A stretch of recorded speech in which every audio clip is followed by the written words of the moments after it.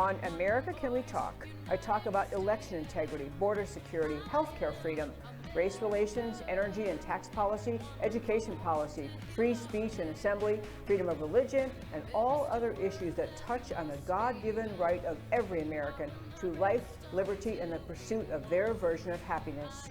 Stay tuned.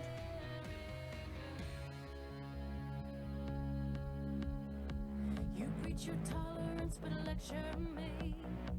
Is there no end to your own hypocrisy? Your God is power, you have no shame. Your only interest is political gain. You hide your eyes and refuse to listen. You play your game. Coming up next, America Can We Talk with your host, Debbie-Georgatos. I've got a feeling. And hello and welcome to America Can We Talk. I'm Debbie-Georgatos. It is actually so great to be back in the studio. I've had a bit of a hiatus, not doing regular shows because of a variety of projects I committed to, but I'm very happy to be back on this special Thursday and happy to have all of you with us. Just to welcome you back to America Can We Talk, we're going to kick off our more regular schedule starting now. I want to do the just very quick thank yous at the beginning. First, thanks to Real News PR, Real News Communication Network, where the studio is and where I'm blessed to have this show come from. And also Mackenzie Boland, my producer, who is great at endless last-minute switches. Whatever I want to work with, she just rolls. I appreciate that. I also always want to give credit to our opening music. That song, I'm America. I urge you to look up the lyrics online. It is sung by a woman who named Krista Branch. Her husband wrote the lyrics and the music. She sings, and if you read those words, that's what this show is about. I'm America stands for the idea that people who speak up, stand up, take charge, get involved, they define America's future, but you have to be willing to get involved in the American political conversation, which this show is all about. So today we have a great guest joining us in studio, and for this show it's not a candidate or an elected official of all things, but it's a gentleman who is an actor, but he is part of a series that is being created by Janine Turner, and who was actually on this show in 2015 when it used to be on Salem Radio, of all things, many years ago. In any case, she has a series that's about 1776, the year 1776, and she's calling it The Pursuit. And it is characterizing what was happening and the people involved in this essentially formation of America in this amazingly wonderful year of 2026, where we're celebrating America's 250th birthday. So the gentleman joining us portrays Patrick Henry in this series. And so I spent time preparing for the show, diving into Patrick Henry's life. I'm going to guess our guest did even way more so than I did, dove into his life to portray him as Patrick Henry in this film series, The Pursuit. So please welcome to the show the actor who is portraying Patrick Henry, Carter Nelms. Well, welcome to the show, sir. Thank you very much. It's good to be here.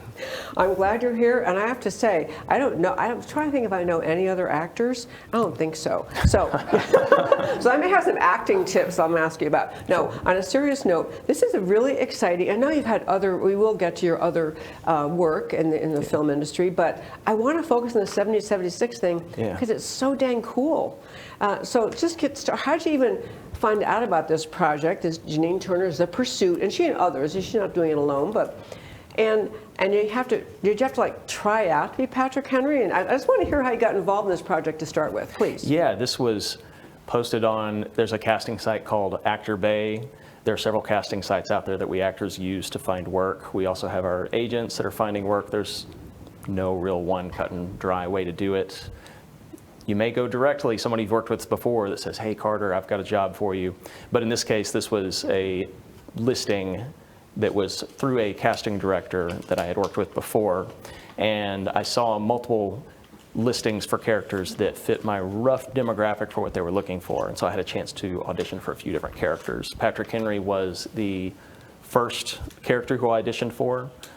This project also, with each episode, it's these short social media episodes, about 90 seconds long each, and in each episode a different founding father enters into the bar, which is run by a character named Mary, who's played by Janine. Yep. And so as it goes, it's this lighthearted portrayal. It's through the lens of these two millennials from the year 2026 who have traveled all the way back in time to 1776. Oh, so they've got little hidden okay, cameras that's on their lapel, and they're dressed as well in the attire of the time to blend in. So they're spying on the founding fathers in this moment where they've all walked into the bar at the same time.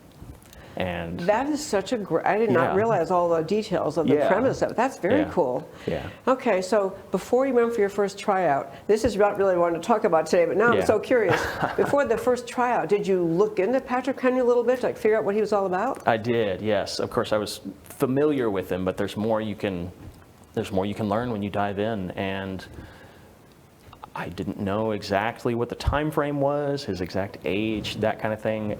A major element that I was not aware of was that his wife had passed away just a few weeks before he gave that speech. The famous speech. Yes, and that, of course, is not something that comes up into his words, and you have to speculate to some degree, because this was 250 years ago. We don't have audio. Even the speech itself was assembled from people who were present at the time and did their best to, Yeah. from memory, bring it back into a transcription that came later. And so that's just the nature of history as that goes. But you have to imagine somebody who went through something like that. As you do in your life, we've all had moments that have been very hard and heavy or uplifting, but you're still going about your day and you're still doing your job, or in this case, accomplishing a major feat of history. To him, though, he's just a man who lives at that time. People don't necessarily go about planning to become historically famous people, but he understood what he was after and why he was doing it. But that those were so close together was very interesting to me. Absolutely. That's fascinating. And I did, back to Patrick Henry, if you asked, I hope it's still true, if you asked every fifth grader and older in America and said, what's the most famous thing Patrick Henry said, they would say, Give me liberty or give me death. I mean, that's the greatest line. And you know, I will tell you, before I want to talk about this film series, 'cause I'm so excited.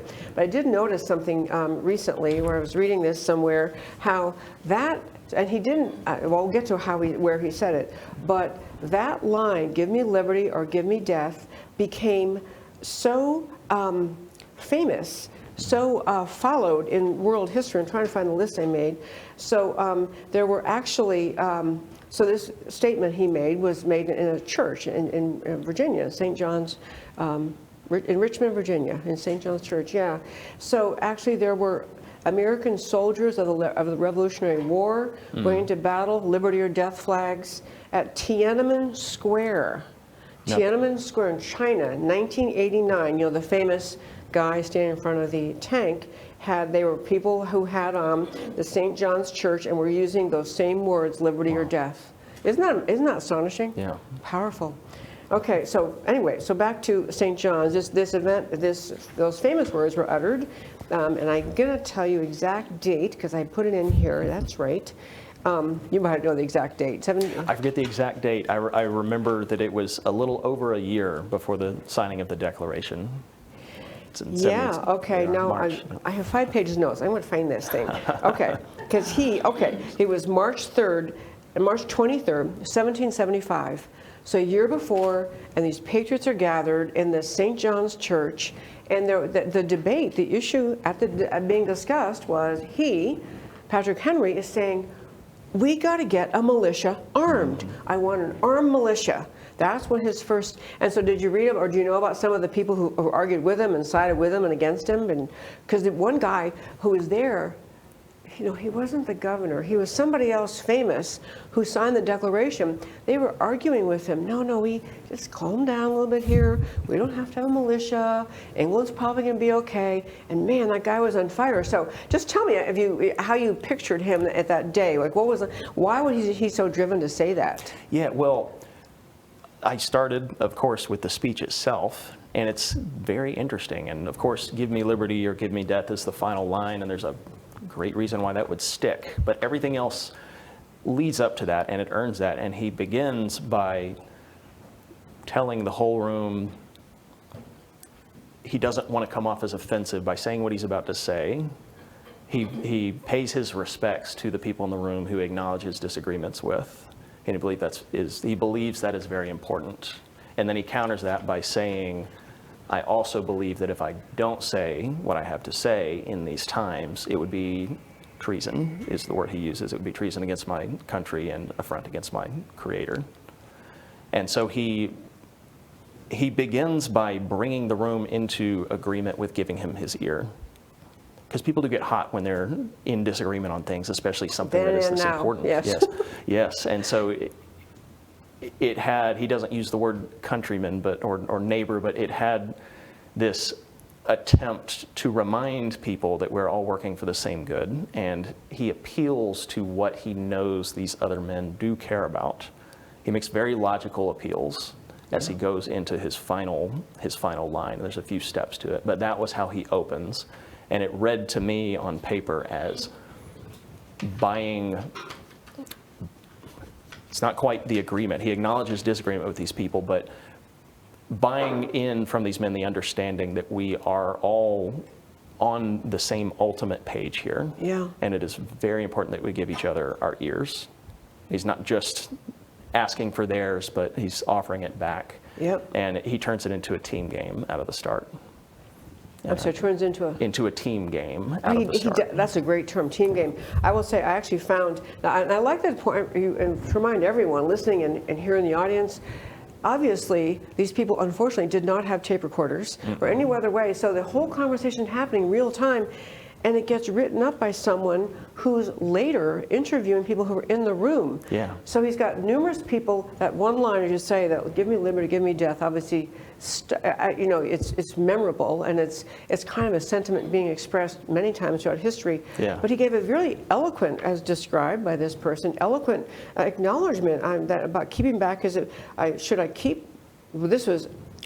Someone said, he said, should I keep back my opinions at such a time through fear of giving offense? He says, I should consider myself guilty of treason toward my country and of an act of disloyalty toward the majesty of heaven, which I revere above all earthly kings. So that was really very profound. He's saying, yeah, so he was a religious man. Yeah, I mean, did you look into that aspect? Did you know anything about that? And I think that's the foundation of what he's doing and why he's doing that. That's important just to understand who he is as a person, and of course that makes it very important to approach him from an acting standpoint. But that's what drove him, and I think that's one, obviously important to him as a person. I've been a member of political debates myself, and I think that gets lost. People tend to sometimes think about it as this cause and effect thing, and he came about it with an appeal all the way up to God. Yes. It wasn't a matter of, I want liberties for myself, or I have a practical understanding of why it would be a good thing. It was a moral case that he was making. Yeah. And so when he comes and says, give me liberty or give me death, it's not because he would simply rather die than live a life without his liberties. Of course, that's the case. But it is because those liberties go all the way up to his Creator God, and he finds it an affront to lay that down in exchange for, out of fear, in exchange for life and peace, which is the line right before give me liberty or give me death, is life so dear or peace so sweet as to be purchased by the price of chains and slavery. Forbid it, Almighty God. You did learn this speech. I'm surprised. No, I'm not surprised. Yeah, it was actually, he has so many profound points just in the lead up to that line. Yeah. Among the other points he makes, which I just think was remarkable. And I'm pretty serious. I love American history. I love reading. I don't recall ever reading this kind of stuff. But he also talks about, because people were challenging him, and the issue was, should we have a militia? It wasn't even, should we start firing shots? Yes. Just get ready. And he says, they tell us, sir, that we are weak, unable to cope with so formidable an adversary.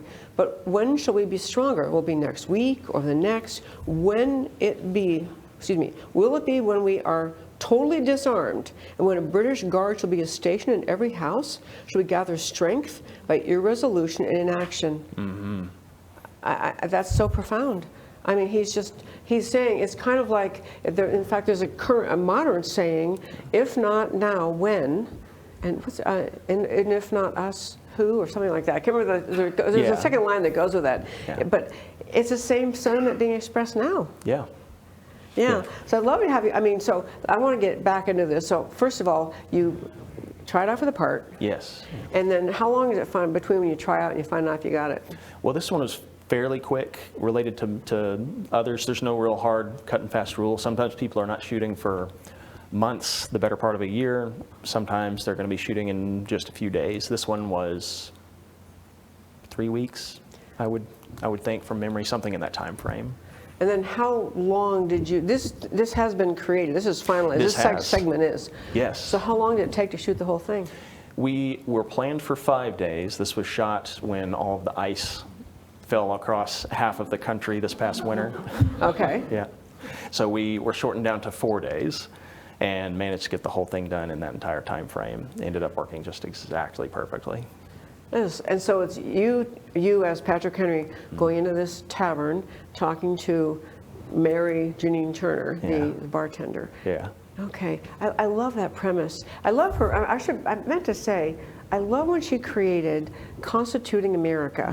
And that was, in fact, at our home in Dallas, we moved since then, but we had a home in Dallas where we had a lot of events. And she and Kathy Gillespie, with whom she founded it, they came and talked about Constituting America. And I thought that was just I mean, because she's famous and successful, but she was so earnest and saying, this is, more important than acting, this is about America. So she's still on that path, Constituting America, doing this. Yeah. Yeah. People have interests in these historical events, but it tends to be people like her who are starting organizations like Constituting America. Has to be born out of passion, and so you do see that in her.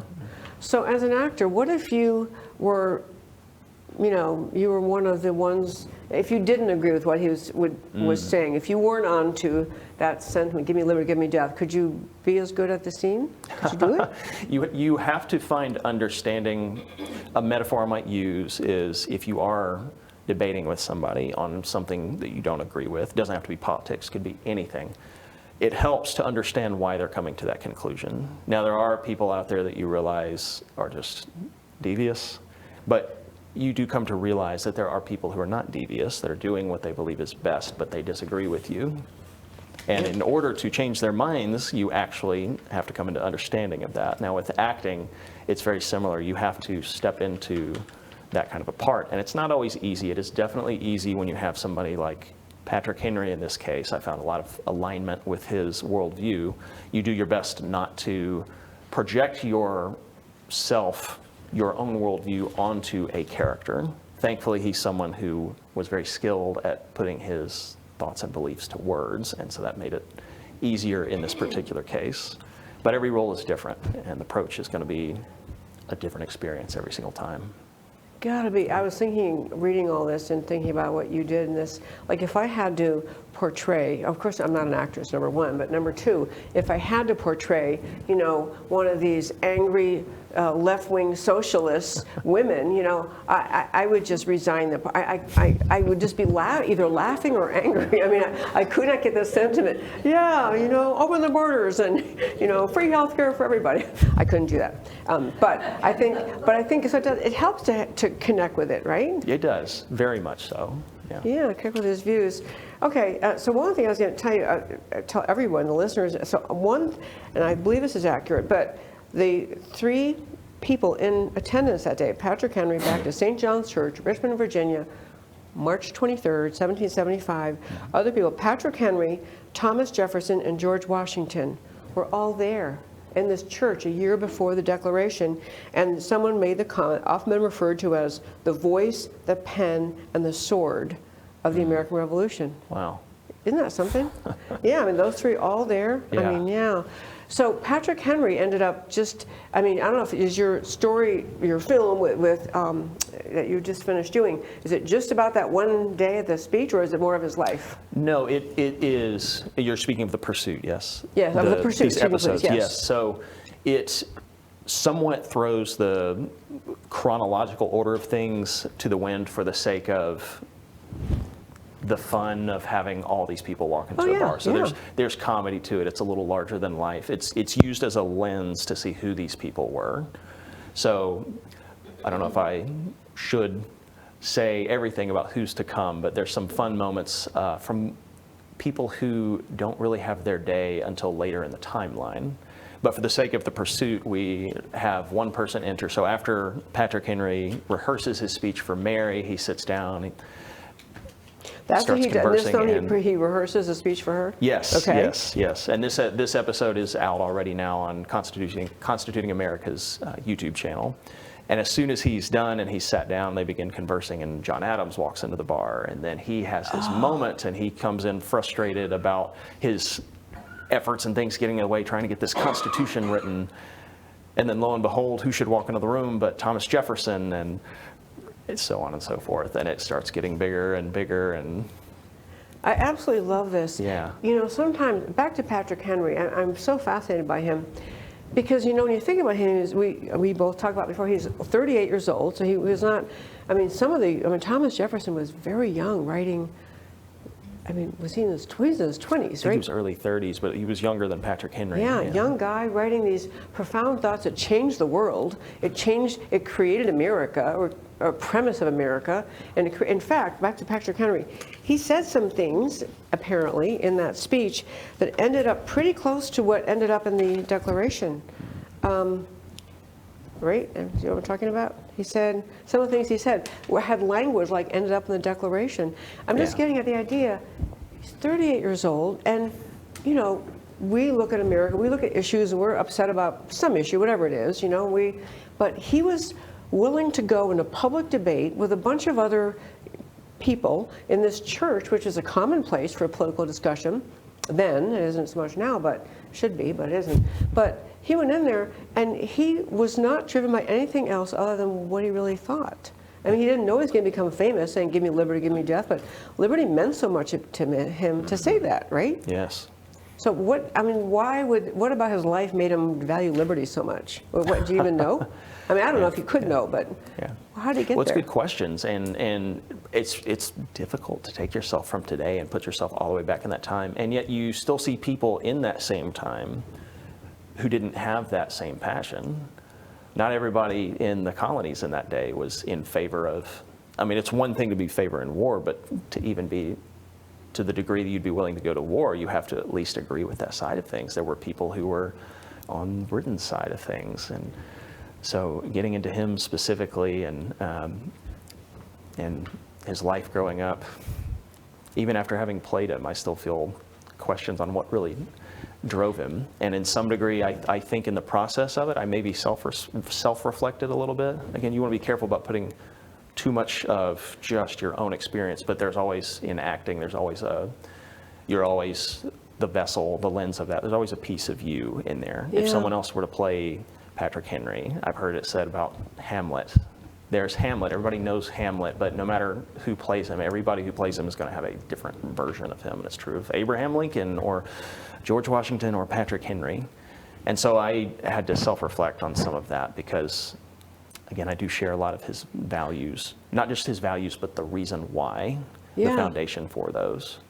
And so when I didn't have answers to those questions, I just had to turn into that. And yeah, that actually strikes me as a very ethical approach to acting, which I really respect. But I have to say, back to why Patrick Henry was this way, because I think it's paralleled in today's thinking about America, which is that this idea of the Declaration said that all men created equal, endowed by our Creator with the inalienable right, life, liberty, pursuit of happiness. If you really think that way, if you think that God is your Creator, He gave you liberty, that drives you. And if you don't have that faith in God or a sense of His existence, then you're kind of more susceptible to, okay, well, they want to impose a Stamp Act, fine. They want to tax us more. You don't stand up. I mean, don't you think it's part of it? Hugely, so much so. And I think that's why certain issues get frustrating, because people think of them in those two different ways. That's exactly why I was bringing up his foundation in God as the source of our rights. Yep. Because you do see it that way. And you could remove yourself from the equation. When he says, give me liberty or give me death, it is something worth dying for. It would be better to lay down and die than to allow for this to happen, because the fallout of allowing something like that to happen is far bigger than the convenience of having God-given rights. It is a blessing, but there is a responsibility to uphold them, not just for yourself, but for your country, your neighbors, your family. For your current neighbors and generations to come. Yes. I always think the founders, they didn't even know. They knew a lot, but they didn't even know what they were, or how it would come out, I guess. They knew they created a new country, and they said all these great things in the Declaration, and they fought a war, and they, tried one form of Constitution, didn't work, moved to the next form. They got the Constitution going, but they didn't know that how profoundly world-changing it would be. I don't know, maybe they did know, I don't know, but I always think, what did they think was going to happen? All they knew is, we're going to make things right here. Yeah. That's about all they could think of. And that's fun to think about, because on one hand, I am certain they had an understanding of the importance of it, as far as the actual scale, how that would manifest in the world and in history. It's hard to say. I think they had to understand the potential of it. But I don't believe that was any factor in their choice to do so. I think they had the wisdom to not throw themselves into death's door carelessly, which is actually a large part of Patrick Henry's case. He makes the case that this is the last opportunity. You would not go to war. You would only not go to war here if you were never going to war. Yes. Yes. That quote I was reading about, he's saying, when is it going to be okay to have this fight? After we have a militia, we have a Brit in every home, or we have all the weapons taken away? I tell you, the parallels to modern America, I know when I hear her talk politics, that's what I do, I talk politics, but, it's what the battle always is, as government power grows. And whether it's, and we're not going to get off on COVID mandates, but COVID mandates, or all sort, or taking away weapons, or outlawing the possession of weapons, or censoring speech, all sorts of things that seem like they're just kind of, two good sides, to it, and you can debate them endlessly, but they do tie back to this bigger picture of, where do you think your rights come from? And if you think they come from God, then you're going to stand up and fight. I think it's true today as it was then. Did you see those parallels in modern life at all? Yes. You can elaborate, or I can't talk if you want to talk politics or not. Yes, I love hearing you say this, because so many people don't think that way. And that's why I just have to give an emphatic yes to start. Speech, for example, just to pick one out. Some people, they lose their passion for it, because at the end of the day, they're not spending a huge chunk of their lives saying things that are all that controversial. And so when they see an affront against that liberty, at the end of the day, they don't lose a whole lot of sleep over it, because it doesn't affect their day directly. Yeah. They don't understand the grander consequence of it all. And it's not just an annoyance. It's not just a sense of justice. It is all of these things, but it's an understanding that that is a poison that will destroy an entire society, and it's only a matter of time, and it's either permitted or it isn't. Yep. And you notice when you stand up to tyranny, you stand up to the tiniest little tyranny, you get a lot of pushback. And that should be a cue. Why does it matter so much? Why can't I say this? Yeah. You know what else happens? This is a great conversation. There's so much desire to be agreeable, to not be confrontational, and if the trend of thought is in society, I guess this is okay. The person who says, actually it's not okay, usually, many people just think, I'm just going to put my head down, move along, I'm not the one to bring it up. But often, one person says, you know what, actually, it's not okay that you're limiting. I would stand up for free speech, even for people I politically disagree with. Yes. Because if you don't have that, then you really have nothing. But once one person stands up, then other people say, actually, what she said, what he said. Yeah. Did you see that also? Yes. Everybody's built differently and has a different function, so I don't ever want to point fingers when people don't, but yes, I know there are people who feel that way and don't speak out until they see a leader out there, and sometimes that's enough to tip the tide and open up the floodgates of all these things. Yep. I know we keep circling back to Patrick Henry, and that's part of the point here, but that's partly what's going on here. He understands the alignment in the hearts of the people that he's talking with. These are not people who think that we should kowtow to this. These are people who know that we shouldn't, but are weighing the consequences and are looking for. He speaks against the case of striving for peace with Britain, and he makes a logical argument for why that can't happen. He understands that these are already people who do ultimately agree with him. They're just stuck in a different path and a different line of thinking.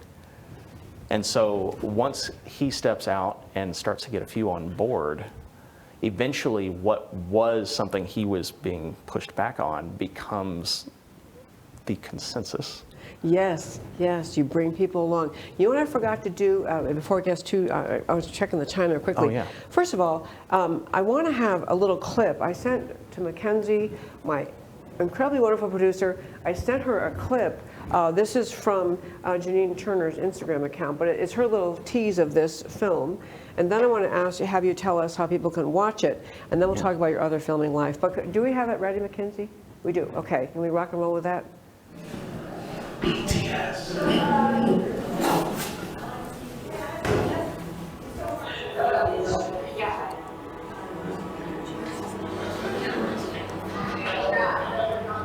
When I was 8 years old, I looked up at my dad and I said, Dad, if our founding fathers were to come back today, what would they be most disappointed about?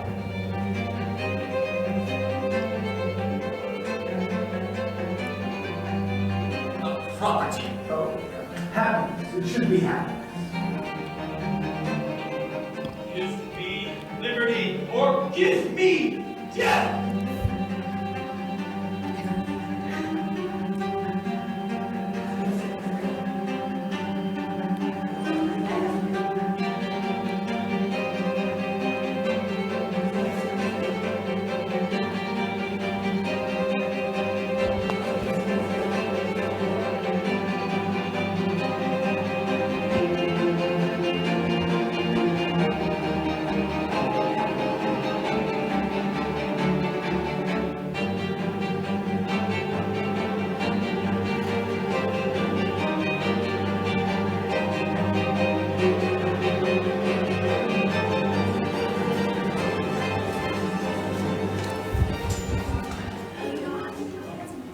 Okay, first of all, you should clap for that. And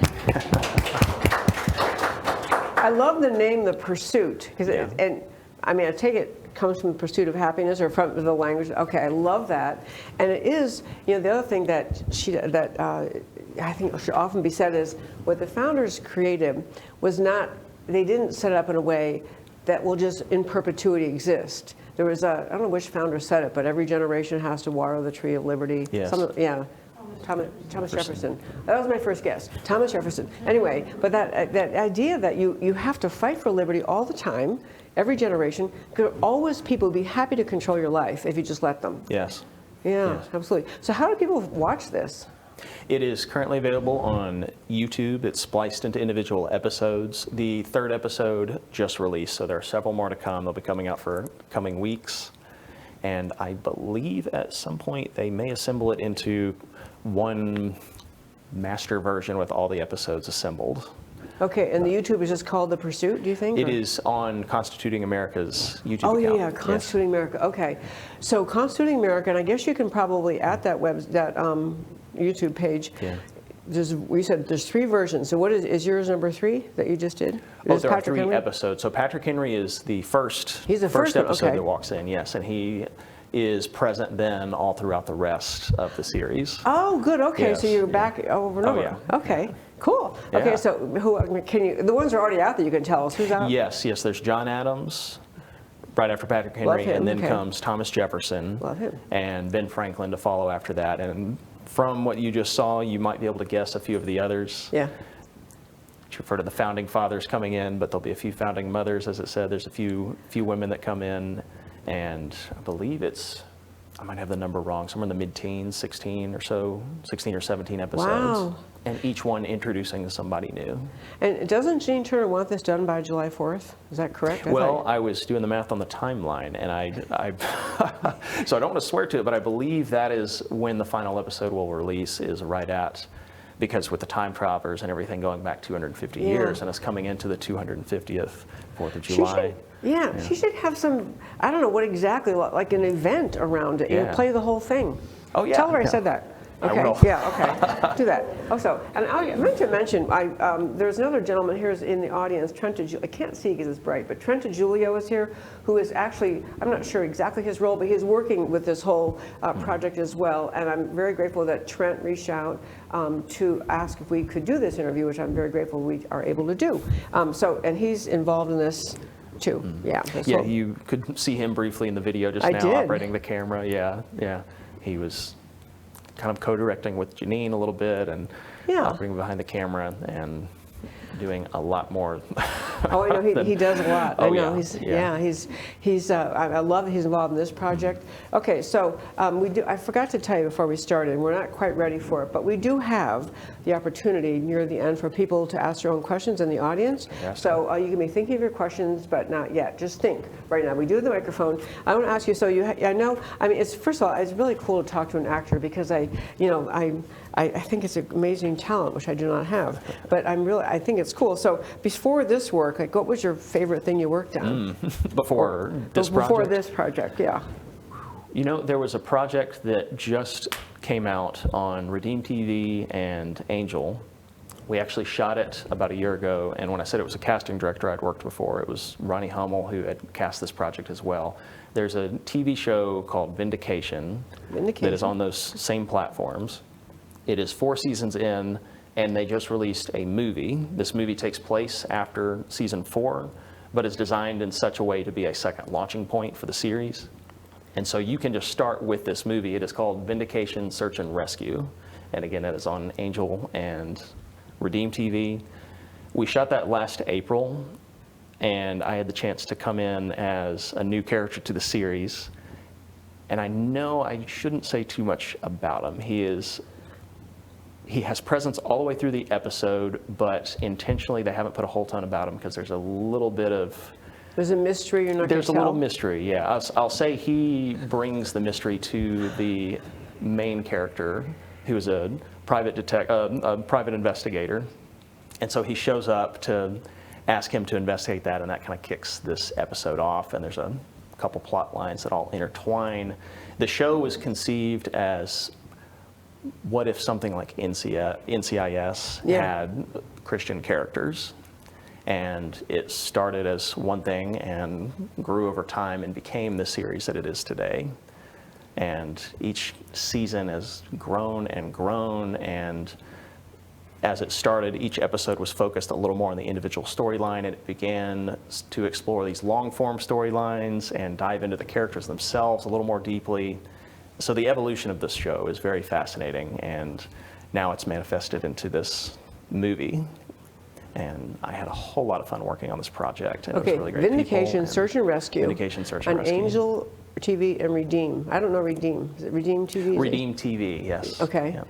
That's good to know. Yeah. It's kind of amazing, back in the good old days, you only had like 3 places to go watch movies. And I mean, now we just have, we have television at home, and all these apps appear, and I don't even, I mean, we have a lot of them, and probably not all of them, but so have you like always wanted to be an actor since you were a young man, or I mean, you are a young man still, but younger man? It was always something that I had a lot of fun with. It wasn't something I did a whole ton of. There was always that little seed in the back of my head that thought, oh, this would be fun. Maybe I can find some community theater someday to kind of scratch that itch a little bit. But professionally, I was a software engineer for a good long while. I actually studied mechanical engineering and jumped over into software a couple years after school. It was a little more aligned with my wiring, I guess. And that's what I did for a long time. And I met someone a few years ago who was in the world of acting. I knew a few friends who were actors and actresses, but she and her family had been involved with projects I really recognized, some Hollywood stuff, and I had never been exposed to that world before and was very intrigued. And she enjoyed talking about it as well, and over time, I felt a little silly saying it, but I thought, no, man, I gotta admit, this looks like a lot of fun. I can be nice. I love that, actually, though. I mean, that's like maybe God put her in your life. I firmly believe that. In a weird way, my spirit thought in that way at the time, but I wanted to be so careful about seizing that so quickly, because that was a strange thing. But again, that was years ago, and I see where everything's happened since then, how it's taken place and what it's led to, and okay, I can submit to that, and it's certainly a whole lot of fun.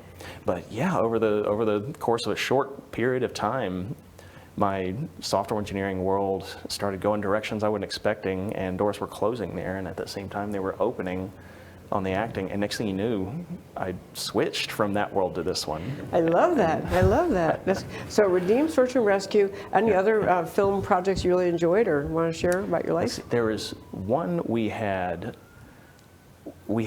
started on this a while back and beginning to pick it back up. It's called The Servant. It's a project that it's not shooting at the moment, but it's had a lot of growth, and it's this action TV show. It has John Schneider, Eric Estrada, Kevin Sorbo, Martin Kleba, and I'm being careful about what I'm allowed to say about it, but it's going to be another action TV show. Everyone write down The Servant. We'll go look it up. But it's not really out there yet. No, it's not out there yet, yes. Okay. But it's one I would love to list because I have a lot of excitement for this project. Yeah, well, I know Kevin Sorbo. He's been on the show before. I know Kevin Sorbo. Awesome. Awesome. And what's his wife's name? Yeah, I know his wife, too. I can't think of her name. Kim. No. Okay, someone look it up. That's it. Yeah, Sam, that's right. Anyway, okay, so back to all this. I have to say, I think that this whole, I am really impressed with this Patrick Henry thing, and he's just one of the founders. And, as American education system has so shifted in the last recent decades, 3 or 4 decades, it seems like, kids could tell you the pronouns you're supposed to use or other complete lunacy, but if you ask them, well, what's, John Adams or Patrick Henry, which one got to be president one day? Yes. I don't know if they know. I mean, I know at least Patrick Henry went on to be governor in Virginia twice, right? He was governor, then he was a hiatus, and he was governor again, something like that. Anyway, I just think these kind of things, because I would rather read than watch a movie, honestly. I love movies, but I'd rather just read. Yeah. But for people to pay attention and retain, many people love films. I got to thinking, I wonder if you can get this whole series that is being created, The Pursuit, into the schools somehow. Well, that's part of why it's created. We want people to see these things and to learn what they are not being taught, because it's a shame that people don't know these critical things about their history. And sometimes I've had people ask me about this project and say, who did you play? Oh, Patrick Henry. Who's that? Oh, these are adults? Goodness sakes. They all have to go back to school then. I mean, really, my whole show is about America's unique and extraordinary greatness and defending it, protecting it, understanding it. The idea, if you don't know what those founders, not just what they did by the Declaration, but all the discussions they had leading up to that, and the battles over, do we really have the right to life and liberty? Can we really be self-governing? Can we have a government that doesn't have a king and queen? These are profound in all of human life. And I'm bothered by a lot of what's taught in schools these days.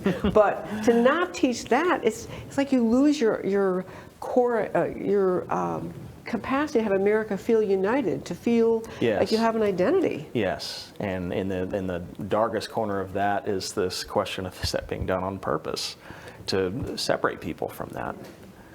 And it feels like there's this big split, and there's people that feel exactly the way that you do. And then there's people that it feels like they've been taught an entirely wrong version of history. Because to omit is to lie. Yes, it is. Amen. Yeah.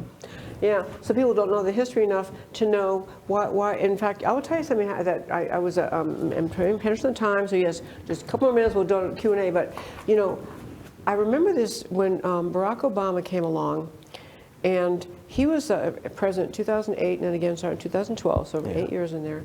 And when he came along and started doing some of the things he did, was the time I recall more conservatives, more Republicans starting to say things like, can he do that? Is he allowed to do that? And then they got reading the Constitution, they got reading about federalism, and they got reading about states' rights, but they got thinking about the idea of America and coming around, hey, wait, he really can't do that. But in addition to reading the Constitution, they started reading the Declaration of Independence, which is, I always say this in my speeches, the second most important document in all of human history after the Bible. The Declaration of Independence just lays out, these are what our rights are. Yeah. And these people that depicted in your documentary, they're building to that. They're creating that mindset. So is there a sense like that on the set as you're filming this, that these are consequential things we're talking about? Oh, yeah. It would have lacked its soul if we didn't have an understanding of that. And these people who know that what they're doing is bigger than themselves. Yeah. That spirit, again, give me liberty or give me death. The core of that is laying yourself down for something that is bigger and more important than you as an individual. And the universal truth in that is that that's Yes. really the best thing you can do for yourself. But it's all the way to the extent of willingness to die and to lose everything they had. Because even if you don't die, there's still sacrifice. Yeah. Great sacrifice. Yeah.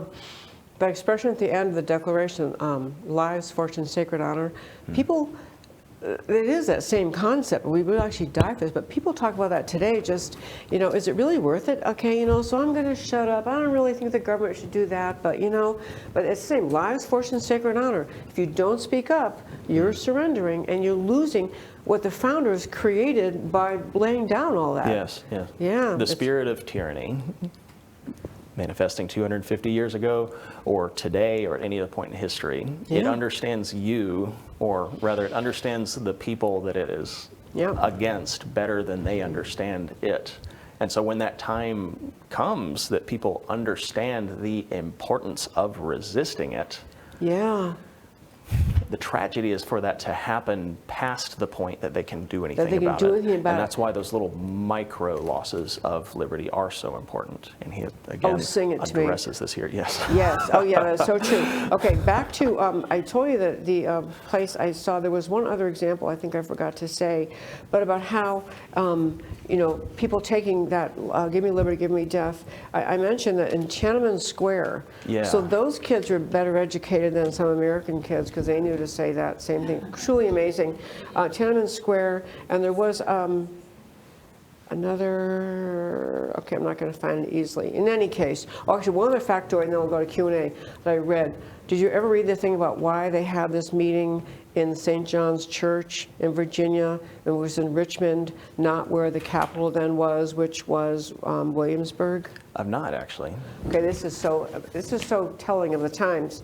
They had the meeting in that church because they were going to talk about standing up, because it was at least 50 miles away from Williamsburg, and they didn't think they could send over, the troops over in time to round them up, arrest. They want to be far away. Yeah. 50 miles was far enough away that they could have the meeting without worrying about how the governor was going to come after them. Wow. Isn't that amazing? I mean, we kind of hiding out to have a meeting. Yeah.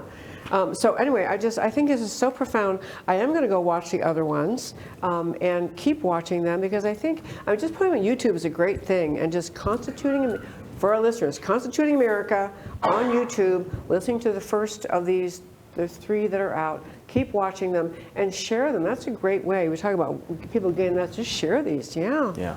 Okay, so I would say we have, my husband here has a camera, and we are happy to take studio audience questions. And you know about the thing, speak right in the microphone, because not just for us, but for being heard on air.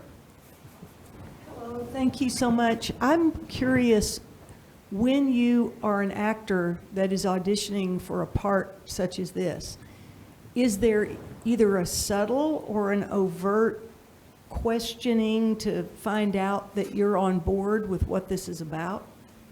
Good question. Yeah. And to make sure I'm on the same page, what if I get a segment of the script for an audition, but I don't see the rest of it, and I want to make sure that the message, so to say, of the rest of the script isn't something that I'm opposed to?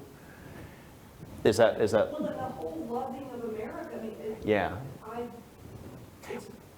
Well, I, rampant. Yes. That we've only in the last few years seen all the canceling, but that's been going on there for a long, long time. Yeah. And it's one of the reasons they're struggling is that people have started demanding not to do that. So I just was curious, when you actually audition or when an agent is sending you, is there some sort of filtering out? Because you wouldn't want, you know what I'm saying? It's kind of hard to have a litmus test, Yeah. but yet in this more controlled environment that's not a big Hollywood thing, I would think they have more freedom to find out who are they getting to be the actors. And like you said, we're all kind of on the same page about this being important, bigger than us. So I just didn't know if they did a filtering kind of questioning about where you stood on all oh, that. I see. So as to find they ask actors you? who might agree Yeah. with what's going on, yeah.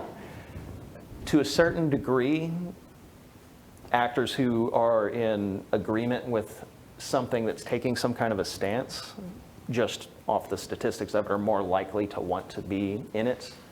Now, there's also a degree to which an actor will take work, and as long as they're not completely opposed to something, then they'll be okay with doing it. I never saw anything in this process that was specifically looking for actors who had an ideological agreement. And to be frank, after working on the whole project, I wouldn't swear to everybody's political agreement. That's not to say I saw something in the other direction, just that I don't know on every single person.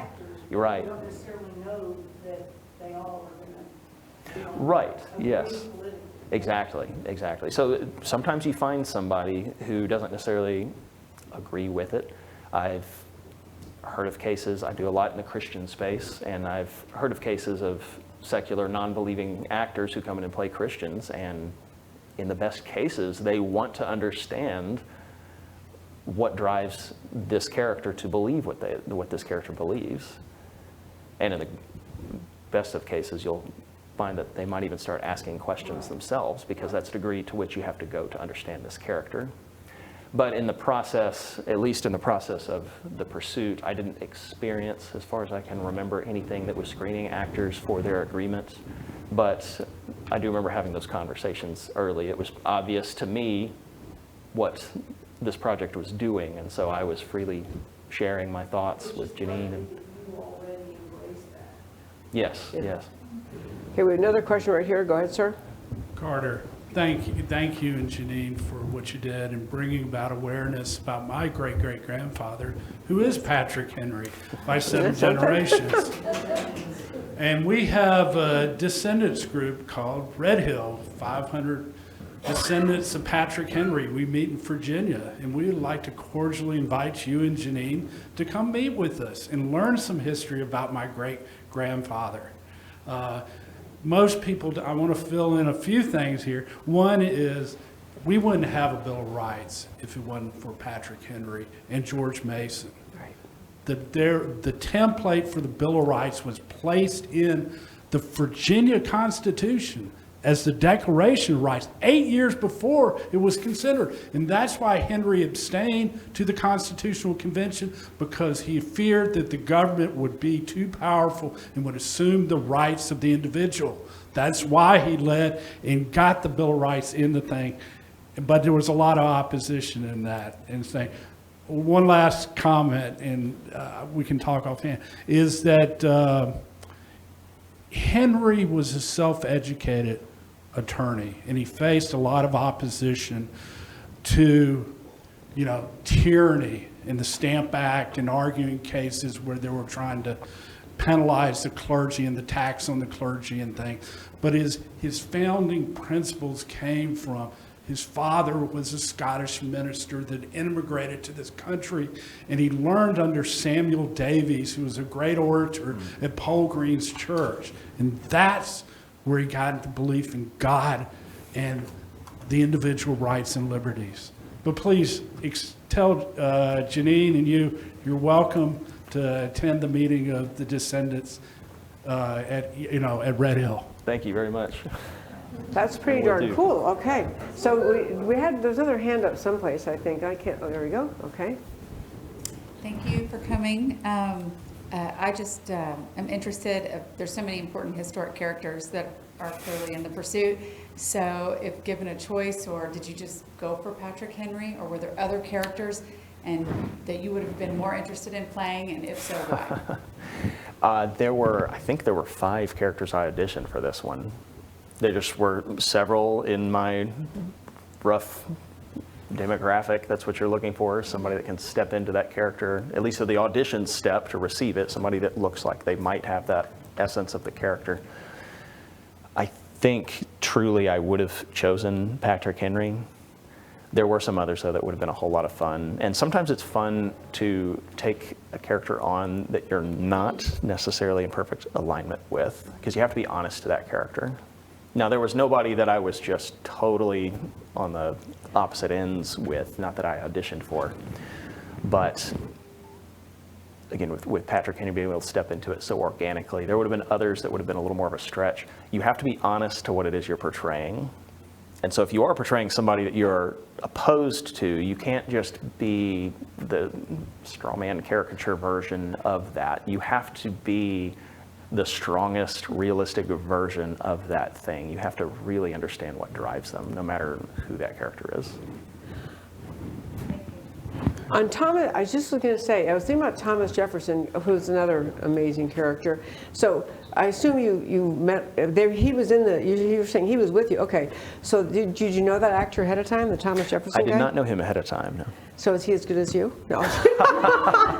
No, is he good though? He's great, yeah. I thought everybody did a wonderful job, and I really especially had fun watching people transform into their characters. So as you saw, they had ponytails woven into the hair. Ben Franklin had his bald cap, and it made you feel like you were in the times with that and the wardrobe and everything. Thomas Jefferson was just really an amazing character because he was young, first of all. And so I have read different snippets of history, but he had the ideas so everyone knew he should be the one to write. They just don't know he's going to write it. I love that. I mean, he had, I guess he was articulate and passionate. Yeah, okay, and then the Ben Franklin, I forgot about. He was there also in your ones you were in. Yes. Okay. He should be the very next episode to come now. I can't wait. Okay, one more hand. There's one more hand right there in the front, I think, and then we are about out of time. But please go right ahead. Well, I'm so impressed. My son, by the way, is a member of SAG, and that's another opportunity to interview somebody who's a movie actor within our midst here. But in any event, I don't know if you know that, but this is the first time in American history that we have a standing president who has initiated a holiday, a day when we will all nationally recognize the Sabbath, which is part of the Jewish tradition that we started. Remember the Sabbath day and keep it holy. And our president, and I know you are not into politics for this program, but most of us are here because Debbie is into politics and we're very supportive of her. But I would be curious when I think about people like Charleston Heston, who portrayed Moses. I'd be interested in this, especially in this day and age of anti-Semitism, in seeing a fine actor such as you portray somebody like Chaim Solomon, who financed the revolution, the Revolutionary War, and the Jewish people in American history. President Washington visited the synagogue in Newport during the war. So it's very important, not only for the Jewish people, but I think for America to recognize that the Jewish people have had a strong part in the creation of our country, which was founded on biblical reasons. Amen. Did you want to respond to that at all? I do actually. Would you consider being, the question is, would you consider a documentary in such a manner? Absolutely. Yeah, and that's something I'd love to, I've learned a little bit about it myself. It's something I would love to dive into and learn more about as well. Yeah. Well, here in the, I did actually, our audience member was mentioning what President Trump had done. It is just an astounding thing, really. I mean, I love Donald Trump. Okay, I think he's the answer to prayer for America. I really do. I think and I even think missing the 4 years in between was an opportunity for America to see the lunacy of the left and realize, oh, we don't need this. But I do think what he has done, because he's not this pious pastor who became president. He's a New York City billionaire and had a pretty fancy life and been very successful, but he is responding to the voices of Americans who are saying, we want you to talk about the Judeo-Christian roots of America. We want you to identify America 250 that way. And he really is. He's weaving that into many aspects of the celebration of America 250. And everyone in the audience knows, I represent Texas in the Republican National Committee. I'm telling you, even within our discussions, people recognize this is a celebration not just of, yay, we're a great country,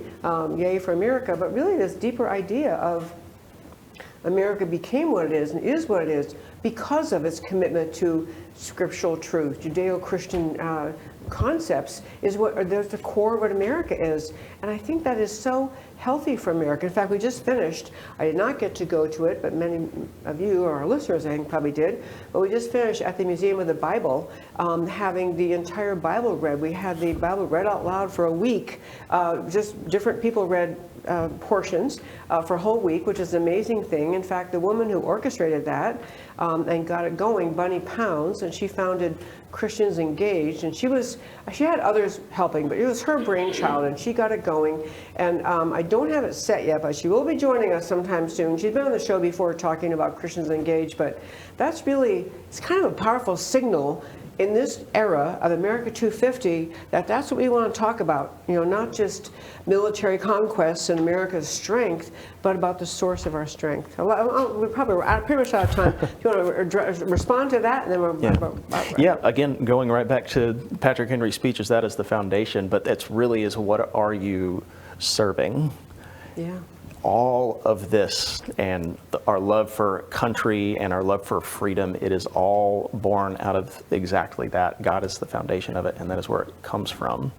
And if you lose that and you invert it, then the thing that you've put in place of honoring God and where that comes from, and its history back to Jewish law and all of these things, when you do that, the very thing you put in its place will suffer. Everything else will fall apart. And that is the ultimate source. Amen to that. Carter Nelms, thank you so very much for joining me today. It's great having you here. Thank you so much. Thank you for having me. It's been fantastic. And for American Talk listeners, I am going to have Bunny Pounds joining us soon. We have to figure out that day. We have many great shows coming up. I don't have a list in front of me like I sometimes do, but it's great to be back in the studio after a relatively 3 month or so hiatus, more or less. So it's great to be back. I want to thank you for tuning in to America Can We Talk. You can find us online at americacanwetalk.com or .org, and on X at Debbie Can We Talk, DEBBIE, Debbie Can We Talk. This is where the American political conversation is happening, on X. So I urge you, if you don't follow me on X, first of all, you should, but please do. But also, follow the people who are speaking up for America, speaking up for liberty. I'm sure you can follow Constituting America as its own. If not, at least follow Janine Turner. Just follow the people who are speaking up about saving this precious country. That's what this show is all about. I do this show, America Can We Talk, to speak truth about America because America matters. And I will talk to you next time. And thank you so much. Like a crashing wave. Can you hear us now? America, Can We Talk? Truth about America. Can you hear